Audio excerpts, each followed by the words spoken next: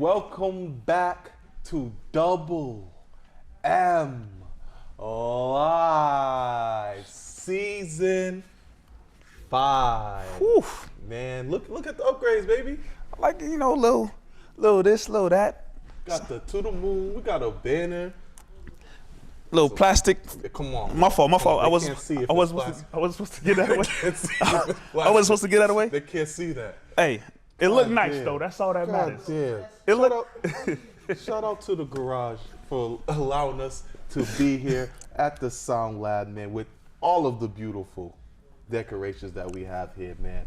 This is Double M Live, Season 5, baby. Yeah, it feels good, man. It feels good. I think each year we've done Double M. We've continued to upgrade in terms of how we conduct business and do these shows, in terms of the team we built around us. Shout out to Tex, Sam, Kiki, shout out to Mello, shout out to Warm, shout out to the lab.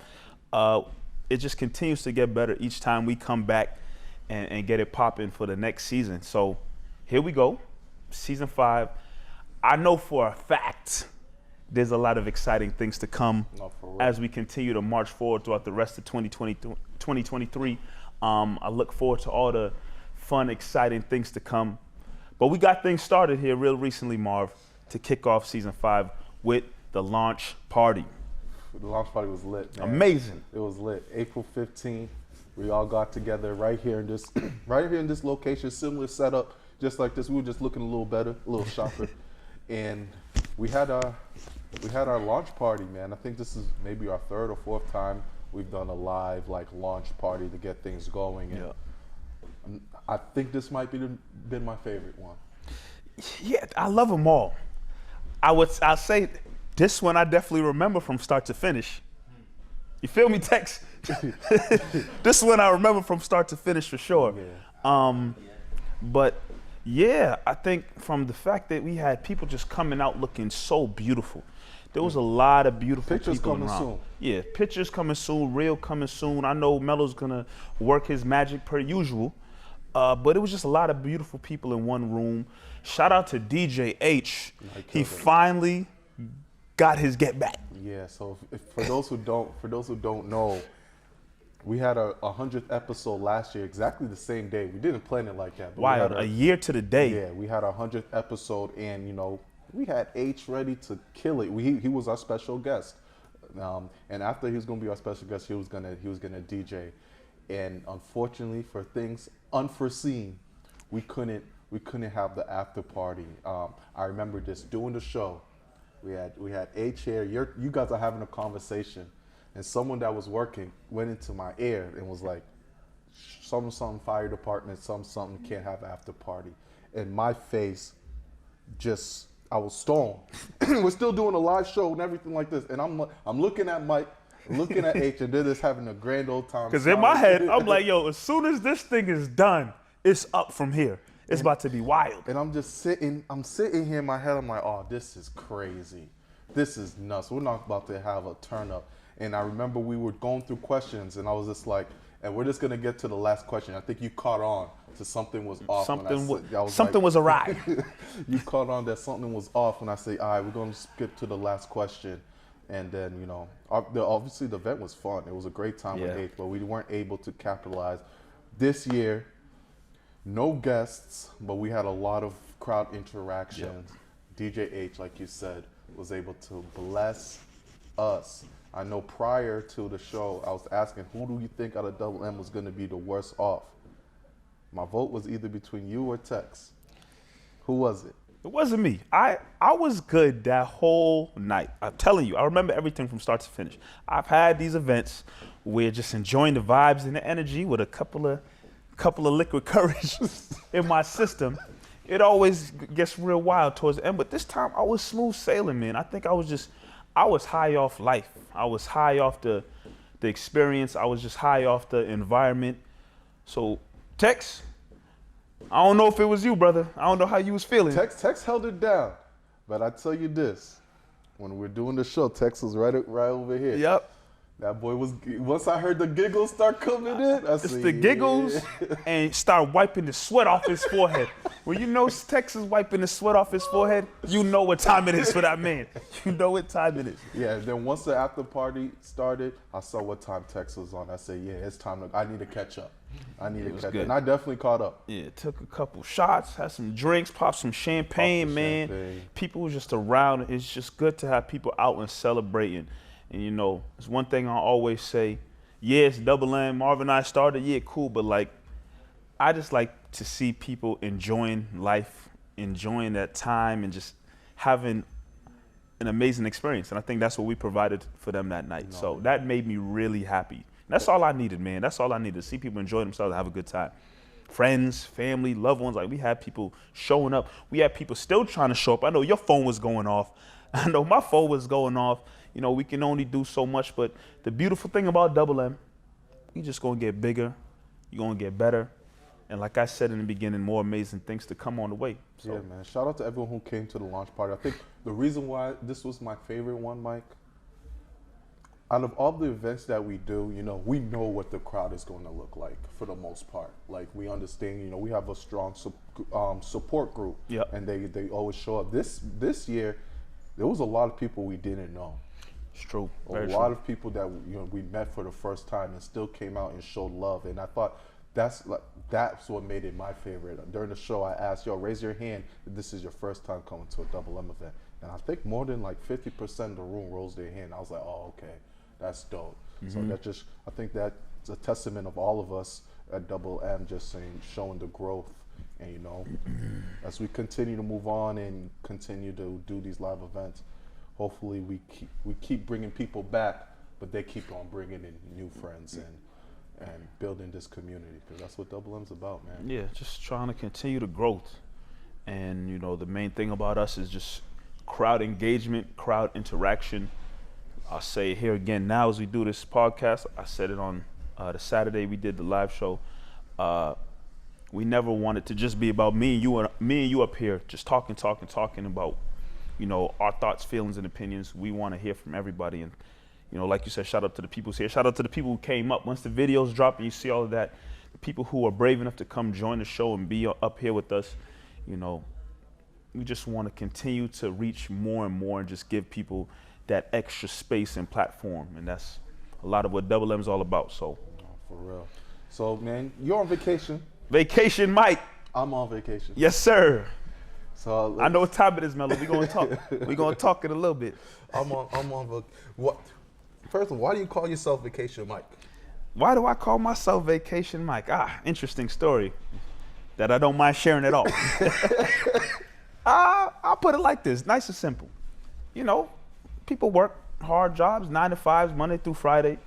You know, my job as an educator can be very draining, can demand a lot in terms of dealing with other people's children all day.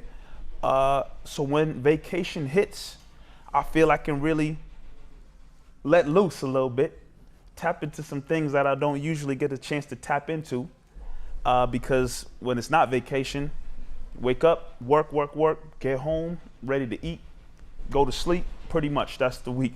But when vacation comes around, you don't have that usual responsibility. You could turn that alarm clock off. It's a lot more freedom. You know, you still want to be productive and get some rest and relaxation, but it's vacation. You want to have fun a little bit, so you might dibble and dabble here and there. Indulge, you know. You might indulge in a few extra things. So because of that, you know, when those vacations come around and I indulge and have a good time and kick my feet up and whatnot, I got that name Vacation Mike. Okay, so like in sports references, you know, there's Hoodie Mello, there's Mask Jaylen Brown, there's Playoff Al. Yeah. And there's Vacation Mike. I got a couple names. I just definitely got a couple names. Vacation Mike is one of them for sure. You got more? You got more aliases? I got different names, bro. Come on now. People know. If you know, you know. Man, there's Vacation Mike. Yeah. There's Coach Mike. There's Mike Nice. There's the mechanic. There's a lot. Well, how many I just listed? I listed like 4 or 5 there. This dude got personality disorder. Hey, man. It ain't a disorder, I tell you that. There ain't no disorder over here. I could turn them things on and off when need be. But hey, yo. Yeah. I bring up you're on that we're on vacation. You got a lot of time in your hands, man. You know, you can.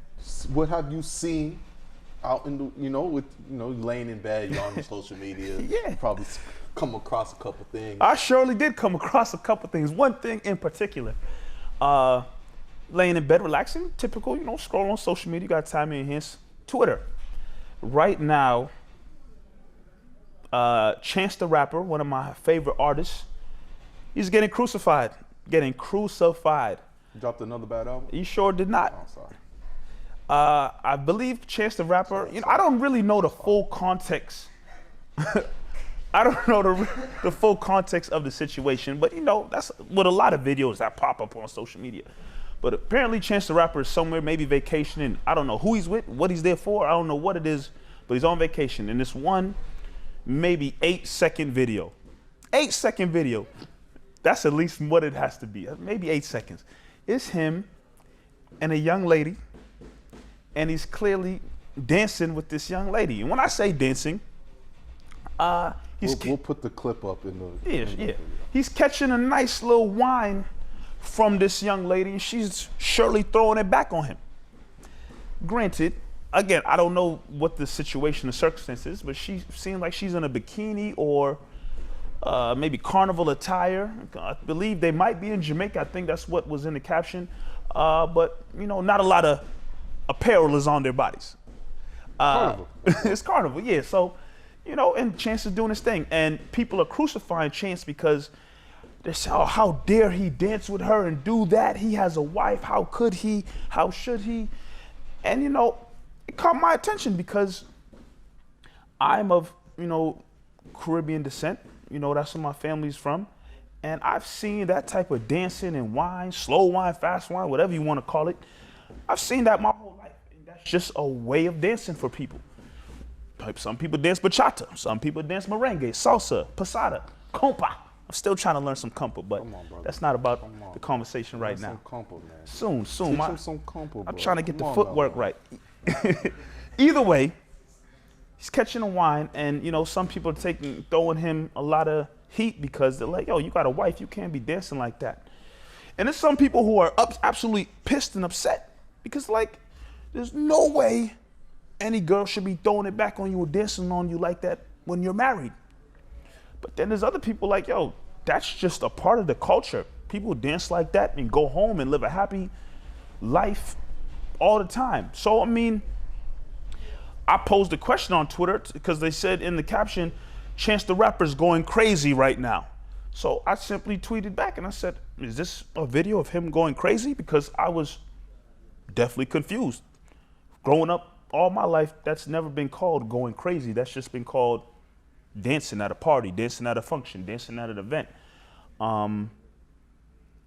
So you have people on different sides of the spectrum in terms of saying. Which side of the spectrum are you in? Me? Yeah. Like I said, That's what we care about. in my culture, that ain't nothing but dancing, catching a wine. Grab a girl by the waist, grab her by the hand.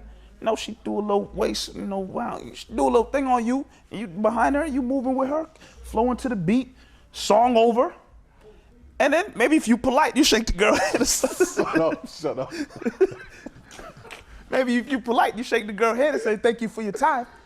Maybe she shake it. I'm just saying. I never shook those girls' hand, brother.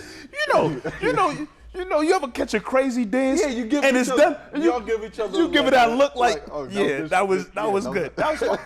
And then and you held it down like you did your thing, and then you go your separate ways like that.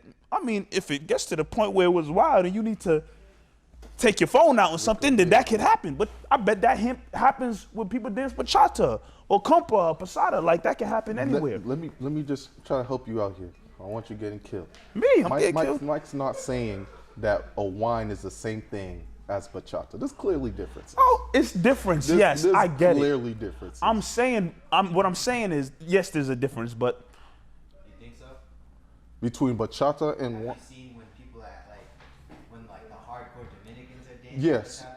So Pete. We're gonna get there. No, but Pete, with bachata though, there's levels. There's levels, right? You could make bachata real simple, if you're not trying to get in trouble.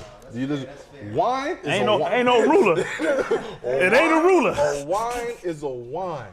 So what Tex was saying, if we didn't catch it on the mic, it was he pretty much said look, if you want to get busy in bachata, you could get busy, and you surely can. You surely can. But with wine, it's just busy. It's strictly business. It's straight business. It's strictly. But either way, whether you say busy, that's just the style of dancing that people have been doing for years.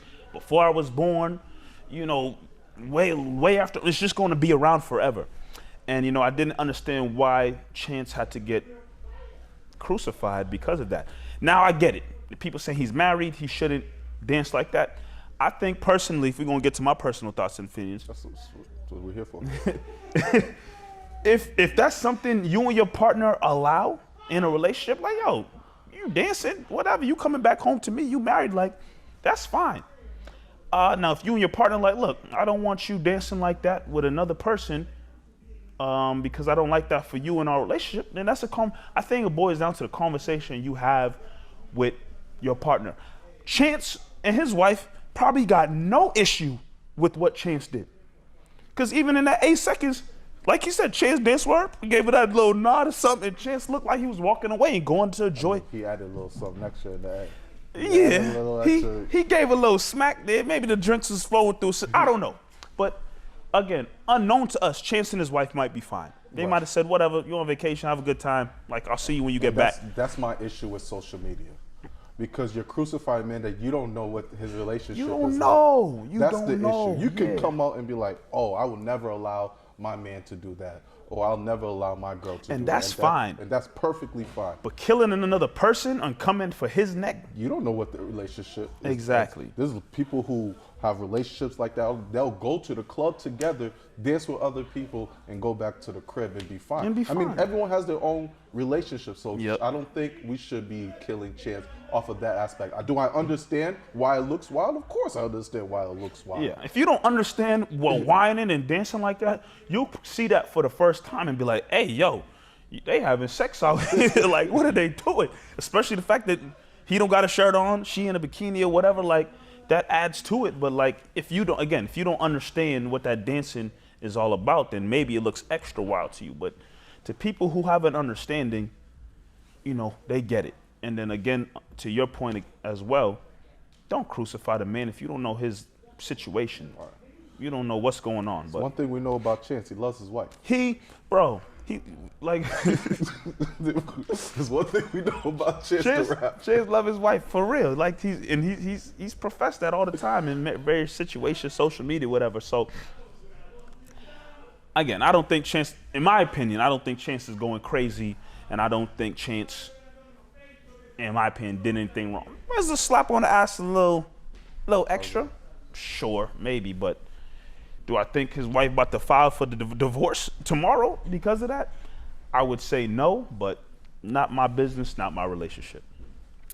And I'm gonna leave it at that. But yeah. I will leave it at that. I think, once again, let people live unless his wife comes out and says otherwise, then you can start. And I'm like 99% sure him and his wife are fine. That's just my guess, but you will never fully know. So no, I felt that. I'm leave it at that. But speaking on this vacation, when you're on vacation, you get to binge a lot. You get to relax, hopefully catch up on some TV shows, man. I've been watching some TV. We're one more episode away, while we're recording, we're one more episode away of the season finale of Snowfall. It's by the time this episode gets out, the show will probably be done. Yeah. So it got me thinking, man, where does Snowfall rank all time in TV history? It's a tough question because there's a lot of great shows out there. That just gives respect to how I think of Snowfall for me to even pose that question. I hear you. One, there's a lot of great shows out there that your list can go on for forever. And then two, obviously there's shows that people have seen and other people haven't. For example, you've seen The Wire. Of course. Greatest I've TV never show of seen all The time. Wire. I've never seen The Wire in my life, never seen a single episode. I've seen Sons of Anarchy. You've never watched Sons of Anarchy. I think Sons of Anarchy easily in my top 5, no hesitation. So that's what makes the conversation interesting. But I think maybe what you're trying to say is, no matter what you've seen or what you haven't seen, if you watched Snowfall, you probably have that in there for you as one of your top shows that you've ever seen. I've watched a lot of shows. I've very emotionally invested into Snowfall. Like, there's episodes that when stuff happens, I'm like holding my chest like, hey, yo, what? That just, without trying to spoil it for anybody, but this. Have you all seen it? You've seen it? No. Do you care? Do you care? Spoiler alert. If you don't want to know what we're about to talk about, spoiler alert. Fast forward a little bit from this part. But yeah, the episode where Jerome got shot and killed. Yeah. I sat up in my bed and was like, hey, yo, I did not see this coming. And I felt the pain of Franklin crying, saying, Unc, get up, Unc. I'm like, damn, I felt that. And when a show got you like that, that's when you know, like, okay, they have something. They got something special here. And that's how I felt about Snowfall. And as much as I love Sons of Anarchy, I'd might slide Sons of Anarchy underneath Snowfall because I love the storytelling, the drama, everything for Sons of Anarchy. But for me personally, being so emotionally invested into Snowfall like I have been over the last, 6 seasons it's been out? Yeah. It's been a roller coaster ride, and I've been on the edge of my seat from start to finish. I can't even say there was like a real slow season. No. Like there wasn't a real slow season with Snowfall. This is when you know you have a show, right? Like, so 2 of my top shows of all time are Sopranos and The Wire. These are shows that are still getting talked about now in 2023. People still bring up The Wire. People still bring up Sopranos. Those shows are 20 plus years ago. I think Snowfall is going to be one of those shows where 20, 30 years down the line, we're still going to be like, yo, dude, you got to go back and watch Snowfall. Or like 10 years down the road, there's going to be memes. And there's good Snowfall memes that are gonna still be around. I remember watching The Wire and be like, whoa, this is where this meme came from? Like, oh wow, there's so much pop culture that comes from The Wire that if you didn't watch it, you would have no idea it came from that. And I watched it during the pandemic when I watched. So I'm watching The Wire, I'm like, wow, all of this references I've known my whole life and I never knew it came from this show. And I think like, squabble, right? People are gonna be using Teach that your all man the how time, to squabble, and they're not even gonna know like where that came from until you watch. Like, oh wow, this is where this came from. And I think Snowfall has that effect of just it's transcended because it's so easy to put Snowfall on like, okay, where do you put this in a black TV show as one of the best black TV? It's past that. So where do you rank this as television in general? Where is it? I think it's up there with the greats. Yeah, there's been a lot of great shows for me personally, but there's only Sons of Anarchy is probably the one show that I took the time to sit down and watch from start to finish again. Every season, every episode, I did it again, binge watched the whole thing. There's gonna come a time where I would do the same for Snowfall. And there's some shows are great, but you're like, yo, I seen it one time through, I don't need to do it again. Great show, but I don't need to do it again. Snowfall, to sit down and binge from start to finish, I look forward to doing that, a couple years down the line when I have time, because, like you said, it's that great of a show. It's not just all, where does it rank in black TV show? We're talking all time. Mm-hmm. I think it's up there. Rest in peace, John Singleton, who initially had the vision for the show. Right. And sometimes, unfortunately, in a lot of situations, if someone, leaves the show for whatever reason, in his case, he unfortunately passed away. But sometimes when somebody, they leave a show, things can kind of take a turn and not continue going in the same direction and just be a little different.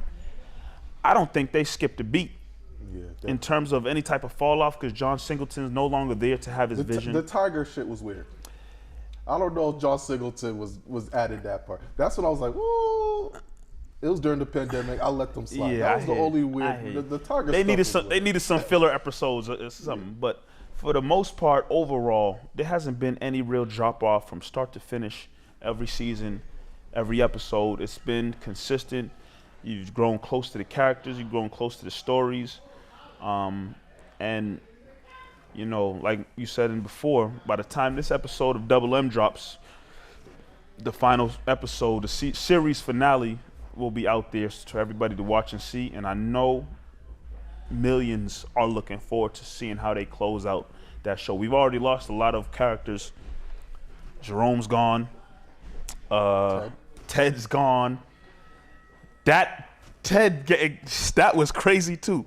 Jerome was wild. The way Ted went out was crazy too. I did not see that coming at all. I rewound that part 3, 4, 5 times because I just couldn't believe it.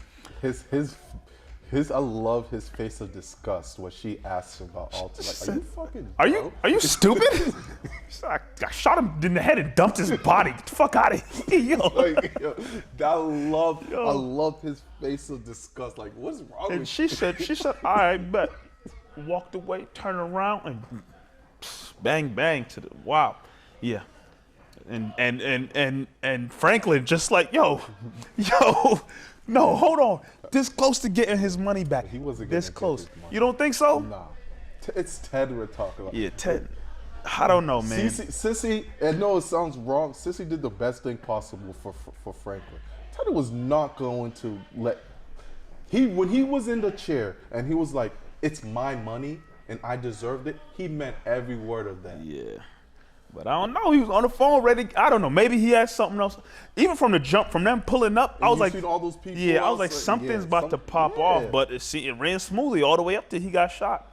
Yeah, I don't trust Teddy at all. But hey, he ain't nobody's concern anymore. Not at all. But so it's gonna be interesting what the fallout is from that second to last episode, and just see how they close it out.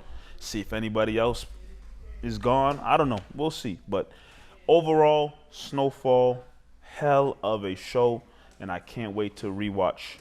Yo, Mello, I heard you got the garage got some yuca cake. Is it yuca or tres leches? Yuca, he said yuca. Oh, sorry. It's Brazilian, right? Brazilian. Yuca cake. There's shredded coconut oatmeal's in it as well. You're not allergic? Nah, not allergic. I'm gonna tell you this right here. Marv and I gonna tap into this cake right here. But we definitely will be back with some more Double M in a few. And we're back. DJ Meze, Mike sir. Nice, Double M. Let's get into a story here that hit everybody by surprise. Maybe not by surprise in this country we live in, to be honest, if we're really talking. Nothing's Yeah, nothing's really surprising. But a couple of days ago, a young man by the name of, what is his name here? Oh, why did I lose his name? Ralph, yes. Ralph Y'all, 16 years old. A couple of days ago, he apparently was going to pick up his younger siblings, and just by accident, excuse me, rang the wrong doorbell. Black teenager, 16 years old, rang the wrong doorbell.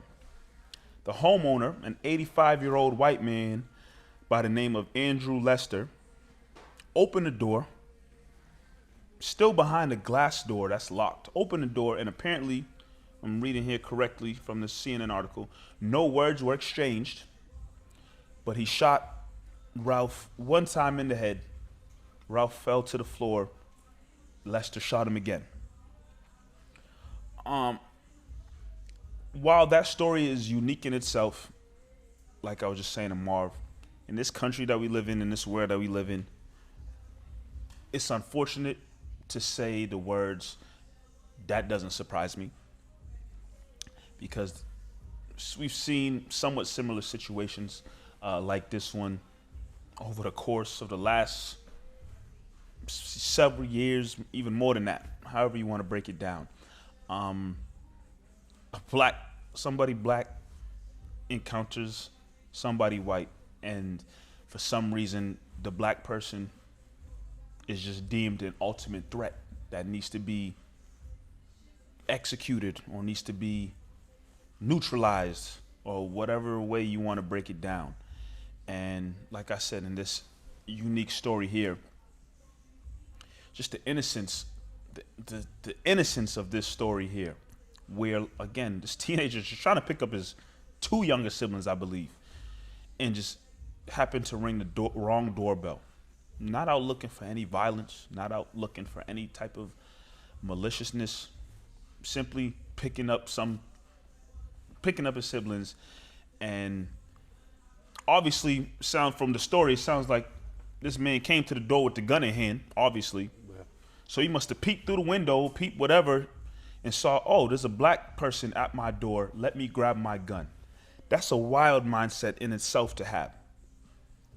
No words were exchanged. You just peep through a window or the peephole of the door and see a black face, and your first thoughts are to grab a weapon because now my life's in danger. And, you know, Ralph was shot in the head. I shot somewhere else. I don't know. Obviously went to the hospital, and thankfully, I wouldn't say he fully recovered from his injuries, but obviously it could have been a lot worse. Yeah. You know, we could be talking about a dead 16-year-old teenager right now. But thankfully he still has his life. Obviously has a road to recovery that he has to embark on. But from the last reports I got was he was released from the hospital. But I surely believe this Andrew Lester man is facing charges. He faces 2 felony charges of assault in the first degree and armed criminal action. He was released on bond, on bail, but I'm sure he has to go through the judicial system with that whole situation. But yeah, Marv, here we are again, where a kid, even though he's 16 years old, younger than us, he looked like me, looked like you, and he's viewed as a threat to the rest of the world, or in this case, to this 84-year-old white man. 84-year-old, 84, 85. If I'm doing my math correctly, someone fact-checked me. Don't ask me about math. Means he was born in 1939? Could be right. 1939. I think that's all I need to say.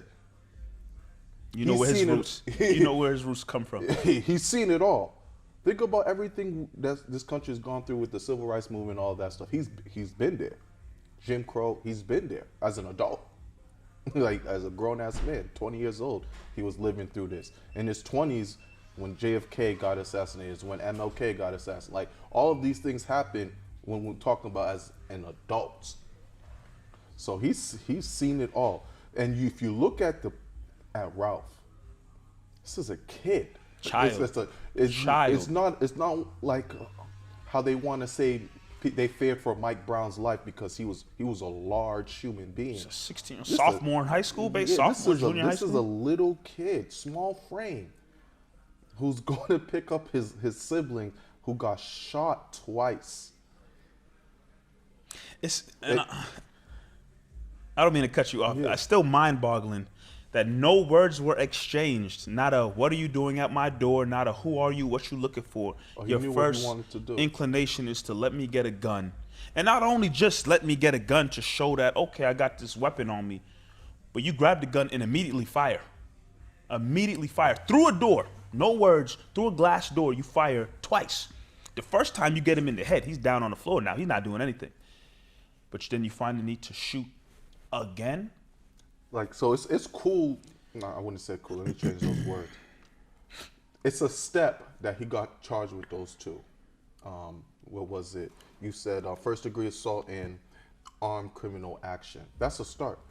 This is attempted murder. Oh yeah, absolutely. This is an attempt to murder easily. You shoot somebody in the head, then you shoot him again. What you looking to do here? So there's definitely got to be more. I want to give a shout out to Sean King. Like when this story was getting out, it wasn't really getting talked about a lot. Sean King, for those who don't know, he's a real big activist, and especially like just getting things out there. He made sure that this was not going to go away. And I think due to his work, I really do believe that it really started to pick up steam. And now, obviously, this man is getting charged. So it's really crazy. And it was like an innocent mistake, right? The street he needed to go pick up his siblings from was like 15th Street. He went to 15th Terrace. Just a mistake like that as a kid, you could lose your life. We talk about it all the time, how our limitations of making mistakes are so small, so minimal, because we could lose our lives in any different type of way. It's been proven so on and so forth here. By the grace of God, seems like Ralph is going to survive. I know there's been GoFundMe's and everything like that to help support the family, but this is a traumatic experience. A 16-year-old kid, the door opens and there's an old man ready to take his life. That changes your life forever.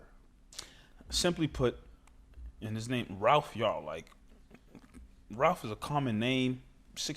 If a white 16-year-old boy named Ralph Yarl knocked on that Andrew Lester's door, is he pulling a gun and shooting him? I doubt it. No. It's a simple answer. I don't think anybody has to hesitate. If you gotta hesitate to think about the answer to that question, then you gotta look yourself in the mirror and figure out what you've been doing and where you've been living the last 5 years, and 5 even might be too much grace I'm giving you. But simply put, like you just said, your margin for error is so small if you are black. And here's another story that highlights that. But like you said, by the grace of God, thankfully this young man did not lose his life. Whatever the road to recovery is, we're praying for speedy road to recovery. Thankfully, his younger siblings still have an older brother. Parents still have a son. Family members still have a cousin, uncle, whatever, whoever he is, because we don't fully know his story. But the main thing is he still has his life, and you just hope that obviously he makes that recovery. And then what needs to happen to Andrew Lester, because like you said, it's attempted murder. Like, come on now. Hopefully the judicial system does what it needs to do in this story here. But yeah, man, it's a wild story, man. And you see the picture of the kid. It's like how would you ever get to the point where you would want to shoot? No words, no nothing, just open the door and bang bang. That's crazy. Our thoughts and prayers here in Double M is definitely for the Y'all family, and hoping that justice is served in the right way. Justice, as you know, in this country has been ass. Don't matter what administration has been running this country. I'll get to that in a later segment. Ooh. But Ooh. I'm gonna get to that. I felt that one. I'm gonna get to that in a later segment. Oh man. However, here on Double M, we got some cookies here. Oatmeal with chocolate chip. I never had one of these before. I've had oatmeal cookies. I've had chocolate chip cookies. But oatmeal chocolate chip? Thank you. That's new to me. We are going to switch a little gears here. And the reason I got these cookies is because cookies remind me of happy times. And here in Massachusetts, we got happy times on the way, hopefully. It's very possible. What's so funny? Cookies don't remind you of happy times? Cookies remind me of that. I sure love some cookies. Cookies are great. Who don't love cookies? I feel like adults don't eat cookies much. Out of all different types of desserts, I feel like cookies are like the ones we don't eat as much. I'm real picky with my cookie. I need that. I need that thing soft. I need that cookie. I'm talking about these, brother. I need that cookie soft and straight out the oven. Nice and warm. Right? Nice and warm. That's true. I tell you. Which I don't know if the cookie's stale and you can knock on it. Like, nah, I need that thing soft, fresh out the oven. But the reason I said that, we are probably on the verge of some good times here. You got the Boston Bruins.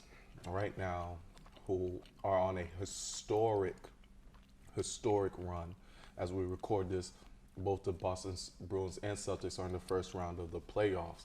And then you got the Celtics who are trying to avenge their finals loss of last year, facing the Atlanta Hawks currently in the playoffs. So this may be the first time in a long time where we really look at both of these two teams and say, wait a minute.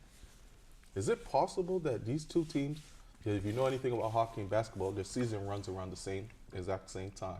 Is it possible that in June we could be celebrating a Stanley Cup and a Larry O'Brien trophy? That's what is very possible right now when we look at it. Yeah, I mean, when you think about the history of Boston sports over the years, whether it be Celtics, Bruins, Red Sox, Patriots, we've had years where like all four of those teams were hitting and very successful, making deep playoff runs, had great teams.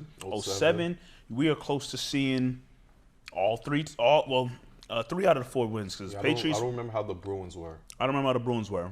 But Red Sox were hot. Red Sox won the World Series. Celtics won the NBA Finals, right around 07, 08.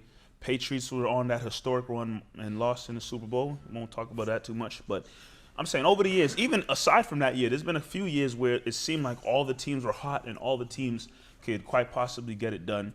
You know, obviously over the last couple of years, we've hit a little of low times that Boston fans aren't used to with, teams not being successful and not seeing a championship since what? The Patriots got it done in and the Red Sox got it done in 2018 as well. Yeah. But here we go, 2023. Like you said, Bruins are coming off, probably the greatest season in NHL history, breaking like scoring records and points records and wins records. So they're looking like they could easily march their way to the Stanley Cup Finals. You have the Celtics who had that run last year, made it to the finals, lost to the Warriors. But for the most part, even though the second half of the season was kind of up and down, they seem like one of, or if not the team to beat, who can also make that run.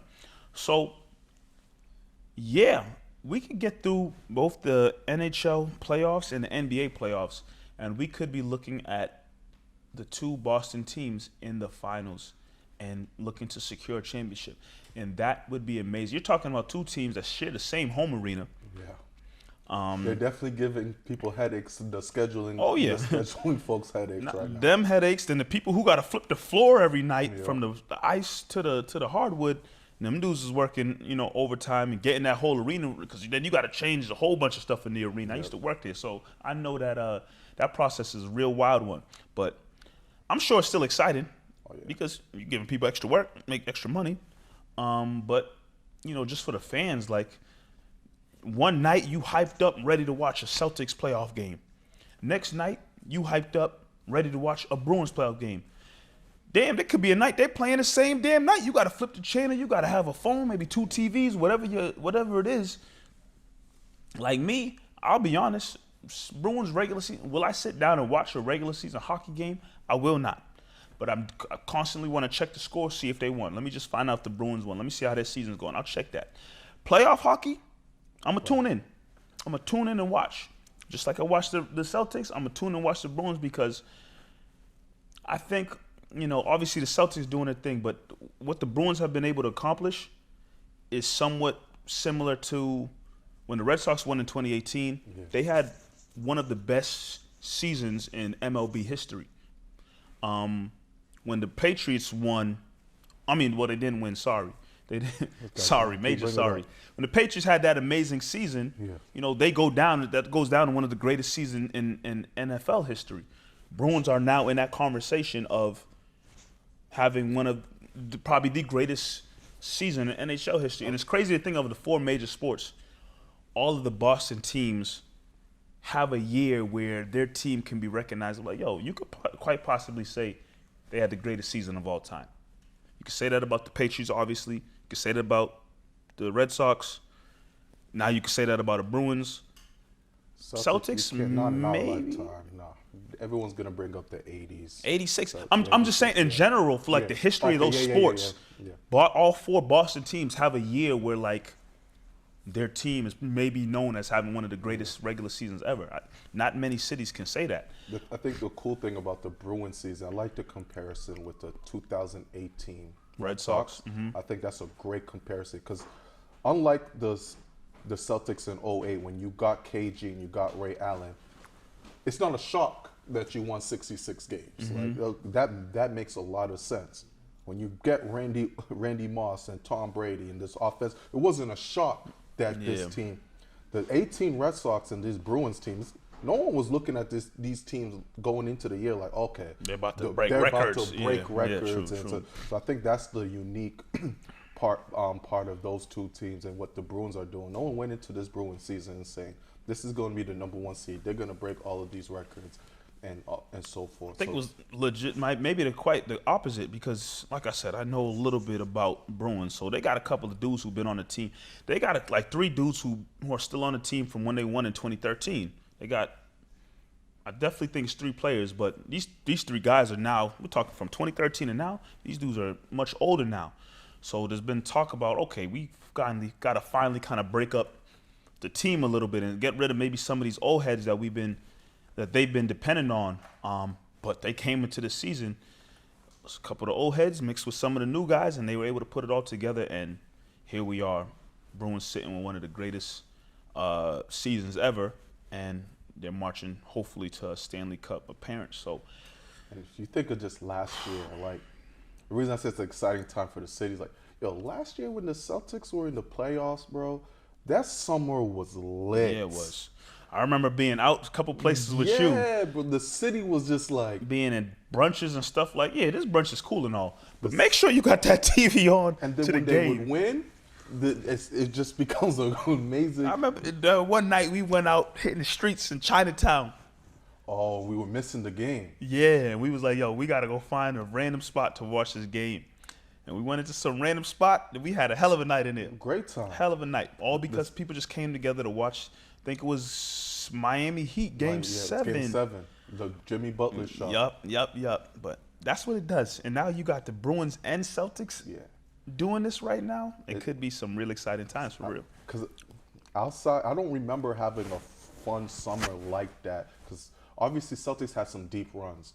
The early deep runs I was in high school, right? Yeah. The KG runs. The Isaiah Thomas runs, they were cute. But you never imagined that, you know, they were going. I was an adult then, but never once I was like, "Oh, we're gonna win." It's a different championship. Last year during that playoff run, you was really looking at this team like, especially after they torpedoed the second half of the season. You're looking at like, "Oh, okay, no, we can go to champ. This is really exciting." It's a different feeling when you know your team can win, has a chance to win a championship. Like you said, those Isaiah Thomas years when they surprised everybody and made it to, you're like, oh, they made the playoffs, but like, yeah, they not, let's be real. Yeah. They not going to beat the LeBron or the Golden State. Like, they not really going to do that. This year for the Celtics and last year, you have that feeling like, okay, they can get there and they can quite possibly get it done. It's a different feeling. So I know for the Bruins fans and, you know, the diehard Bruins fans, they probably had that feeling. For diehard Celtics fans like you and myself, we have that feeling like, yo, we should be watching this team come June, mid-June. We should be watching this team in mid-June. This ain't those early years were like, oh, we'll see. Well, let's hope they get out the first round. Oh, let's hope they get out the second round. Nah, we should be watching this team in mid-June, and I'm sure Bruins fans would say the same thing. So, and what makes this obviously speaking more on the Celtics side, what makes this year a little different than last year. Last year, we wouldn't be sitting here doing a show right now. Because last year they were facing the Brooklyn Nets. And we did must-see TV. You didn't know what the hell's about to happen with must-see that series. TV. This year they're facing the damn Atlanta Hawks, and it's a year cool. We'll see you round 2. Yeah, I don't mind missing a game or two against the Hawks because you have that much confidence in this team this year that they should be able to get through the Hawks with no problem. So, yeah, the excitement is there. You're looking forward to it. I'm looking forward to it. Last thing, because this is a conversation we had.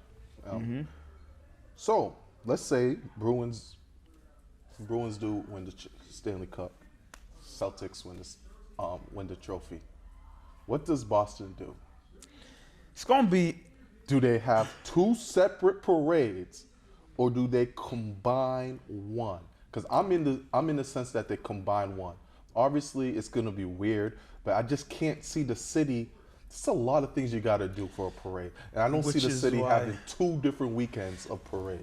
The way this city is set up, you gotta understand, Marv. Boston teams, it's not just Boston that's gonna be celebrating.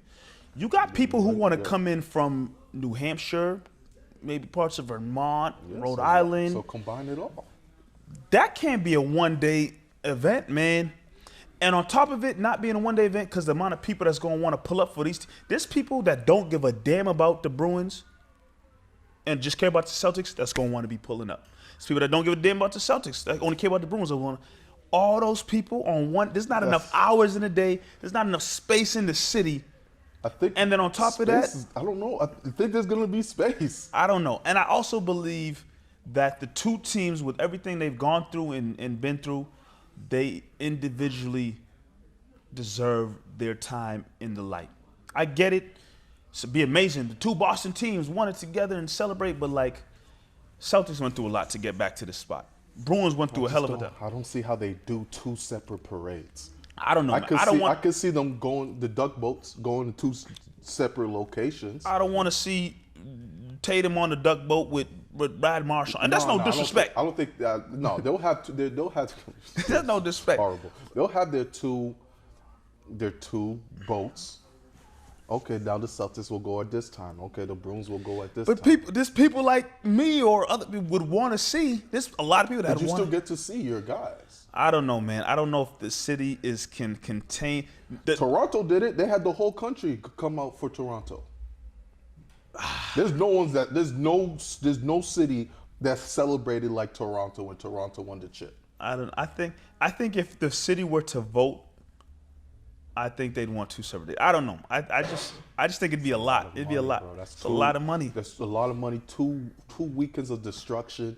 2 weekends of people being faded, messing up the police and security got to work double, triple time for those events. I don't know if they want to do that. Hey, all I know is in a perfect world, I pray that that's a problem that does happen. Yeah, it's a good problem to have. It's a good problem to have. And I want both the Celtics and the Bruins to get to the point where that does become an issue, and that is an issue. I was so ready to celebrate, man.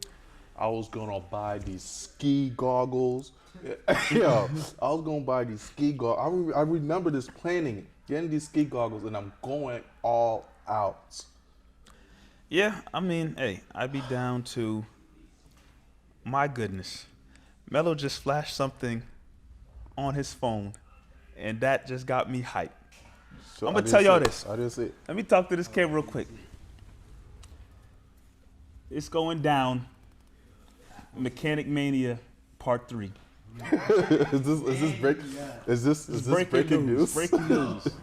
Mechanic Mania 3 is going down. The details will soon follow, but Mechanic Mania 3 will be going down. Thank you, Melo. I appreciate it. We're going to talk in a minute. But yeah, that's great news. I'm excited. Woo! Pull that up. I'm excited, boy. I tell you. The cups is over there. My cup is the one with the fork in it. Mechanic Mania is around the mechanic's birthday, for those who are a little confused. But yeah, man, I think we could put a bow on it here. I know the time is ticking. Unless you had that last piece you definitely want to throw out there for sure. Stars and sorries. Close this off. Yeah, let's do it. Let's close. Where's my camera? I just wanted to say that. All right, stars and sorries to close off the show. Bring them on in. Bring them on. Oh, I know these gold cups. Dag, Tex.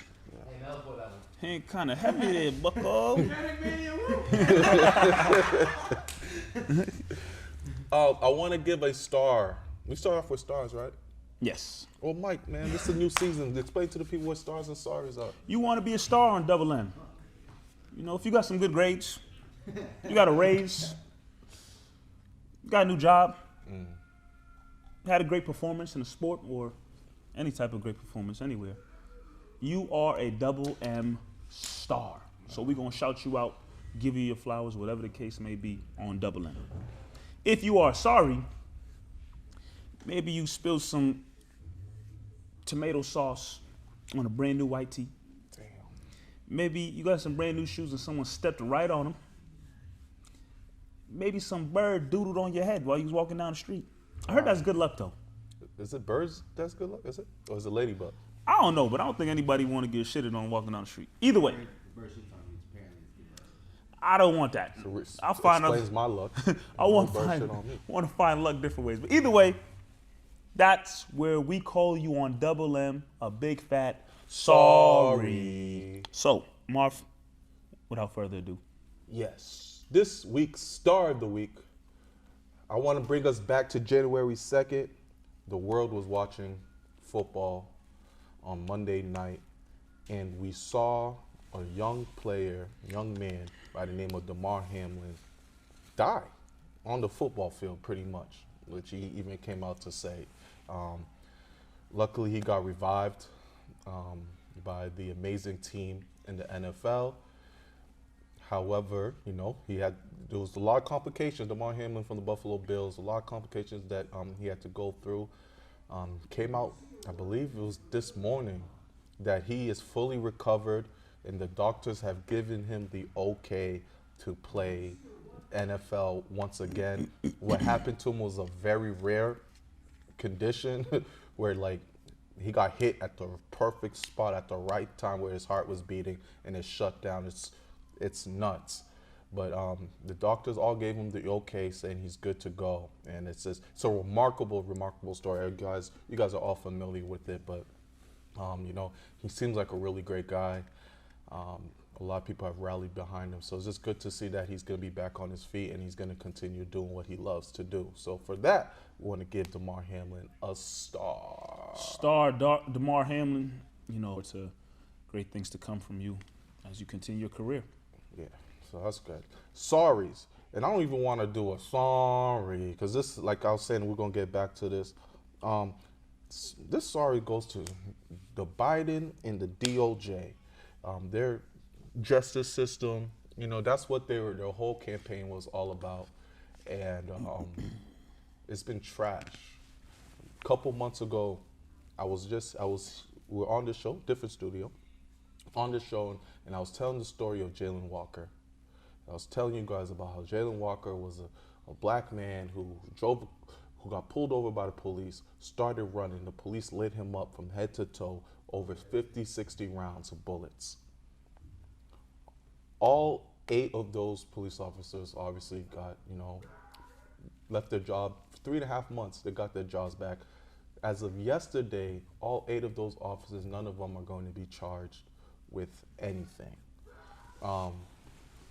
Constantly we talk about justice. Constantly we talk about how, the system isn't right. And Biden and the DOJ, their main point was about how it's going to be different from Trump's and how, they're really going to work on this equity of people of color. And I haven't seen it. It hasn't improved even a little bit.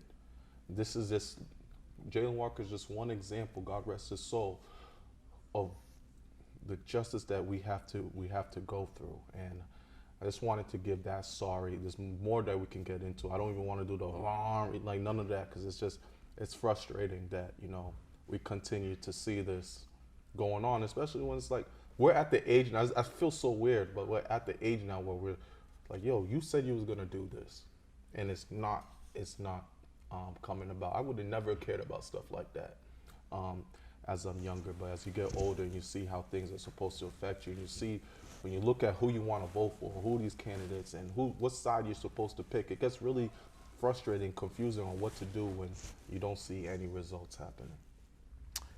I hear you. We won't do it. I mean, definitely sorry to that. The Biden. I still haven't seen Kamala since the inauguration. I haven't seen her. But all you can hope. I knew you was gonna say. I haven't seen her, bro. I'm sorry. Maybe I don't watch enough news and TV or something, but I don't know. But just all you can hope for is them to do better and for better to come as we move forward. But yeah, man, it's Double M, season 5, Marv. We're back again. We're gonna continue to hold it down, continue to have great things on the way. So as we always say, stay locked, continue to rock with us. See the setup here, the neon, the banner, it's all there. We here in the garage. Shout out to Mello, shout out to Warm, shout out to Tex, Sam, Kiki, and everybody who rocks with Double M. For Meze, I'm Mike Nice. It's Double M. You already know. We going to the moon. A la luna. Thank you for tuning in to Double M. Please make sure you like, comment, share, and subscribe all the content that we're bringing at you. Double M to the moon.